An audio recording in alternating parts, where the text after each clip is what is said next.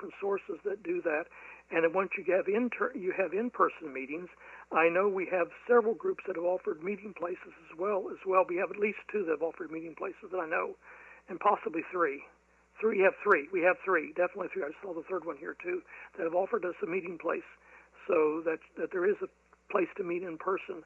And so we have we have part of these resources available, and we hope that once you get out and get more names brought into the system, and we get these other groups connected together, they will be able to give your email out, which I'm so glad that you were able to provide, and we'll provide again at the end of this session as well, so people can know how to contact you and start building from that. Plus, as another way, people who listen to us on the radio.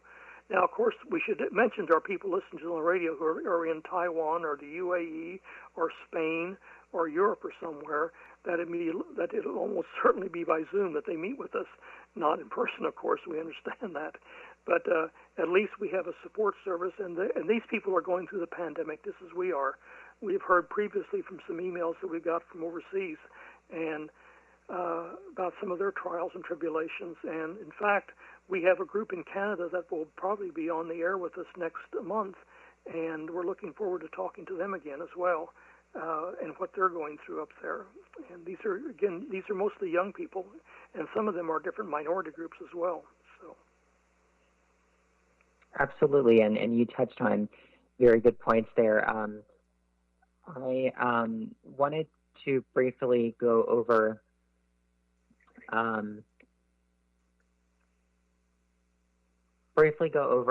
mainly what I'm trying to achieve here, that again is a group through diversity and inclusion that would work with other NGOs, which are other specialized groups, as you mentioned, also youth, and groups like that, to try to form a DNI group. It will be challenging. I won't lie, it's not going to be an easy process. But not just because of the pandemic, but generally this age group is not very easy to, how do I put it, not very easy to get in contact of. It's a harder age group, my age category that is, to try to get a hold of, and would try to get them involved in our group. But I will nonetheless try and see where things go, and if it turns out to be a success, great. If not so much, then not so much. And I will continue to help out in some other ways when I have the time to, and continue forward in this beautiful area that we're in. But I really wanted to go over, then again for people in the Black, Hispanic, Asian community, multiple regions, LGBTQ+, veterans, victims of religious cult persecution, victims of abuse and bullying, and then young adult services, providing social outlets, support groups, mentoring, life coaching, housing support services, and also that a couple other things as well. But that's mainly generally what the group will be. The generalized theme will be, and ages then again 18 to 30. And at the end of our program here, I'd be happy to provide the email that I have created separately to see if people would want to contact through me.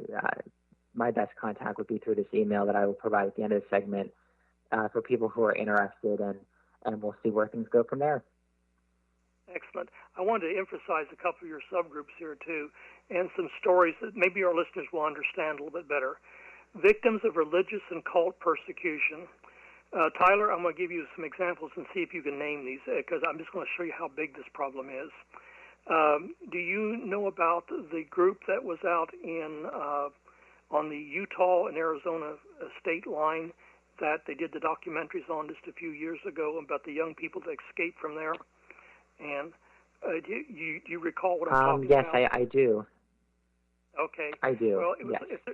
It's a real horror story. Some of the young men in that group, okay, and the young women were horribly abused. These are just horror stories you cannot believe, and it was done in the name of religion, okay.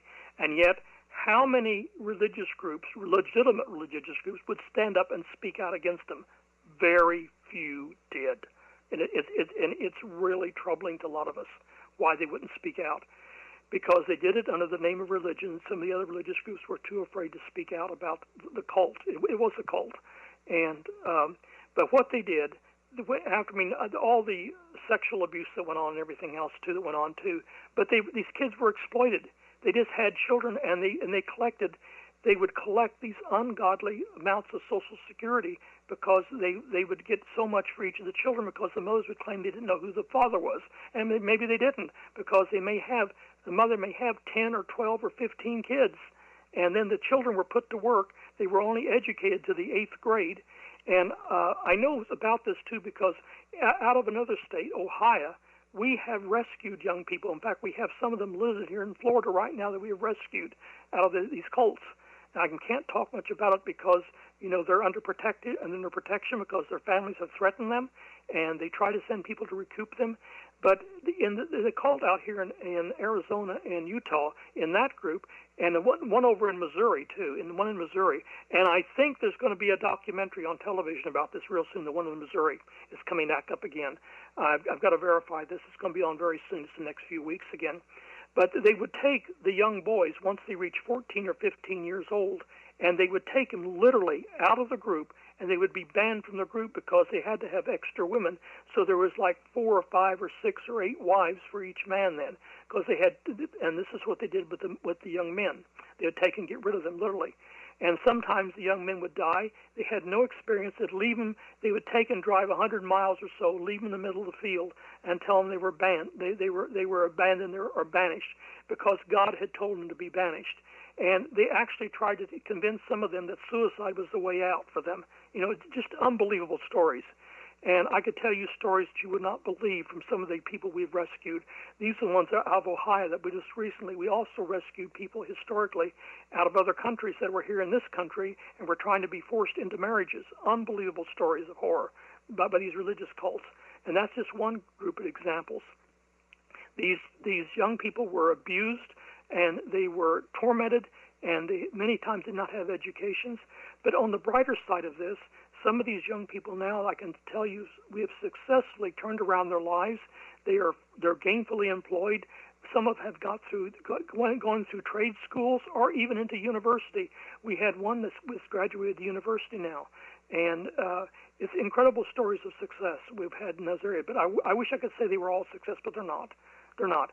The damage is so bad in some of these young people. The time we get a hold of them, or some of the other organizations, the NGOs that we work with closely, it's almost beyond repair sometimes. And I could go into a lot of detail here, which I'm not supposed to do, but I just can't. In fact, I can't do it. It's not ethical, and it's not permitted. But some of these cases we've got. Each week we work with each one of these cases, and try to do reports on them. And we have volunteers that are working with other NGOs that are helping as well. And that's part of the reason the D&I group arose here, is because people need to understand there is such a demand and for these services out there. It's just a matter of getting the people to link together, and from these different minority groups and religious cults who've escaped from these religious cults. And out of abusive relationships, we have single mothers as well who have children now who have been put into horrible abusive situations, and the mother and the child are literally in hiding now because they're being under protection because the father has still not been put in jail or been located or anything. Or their own families sometimes. Their own families have attacked them because they refuse to accept that they're marrying out of their race or their ethnic group. We've had those cases as well. In fact, just yesterday, I got introduced to a success story, not ours, but another NGO, and where they had, it was a mixed race couple, and what they've been through. They told me some really interesting stories, but we're running out of time here, and I want to let you close out here. We have barely 2 minutes left. I want you to give your website and spell it a couple of times slowly. I mean your website, your email, so that we can go on and get more people to contact you, and we're going to be getting other ways for them to contact you as well. Tyler, do you want to give them the email address? Yeah, sure, absolutely. The separate email that I would have is D&I ready35@gmail.com, all lowercase letters. I will respell that again. D&I, A-N-D for and, D&I, ready35@gmail.com. Okay, that is DANDIREADY 35@gmail.com. And that's a direct email where you can get a hold of their information. Then you can do outreach to them. And this is such a great service that we're hoping to provide here to organize these people together. And a lot of people who have been working on this for some time back. And Tyler, we certainly thank you again for stepping up to the plate here and being able to do part of this outreach. And hopefully we're going to get more people working with you soon here from some of the other minority communities as well, and seeing how we can get the process rolling.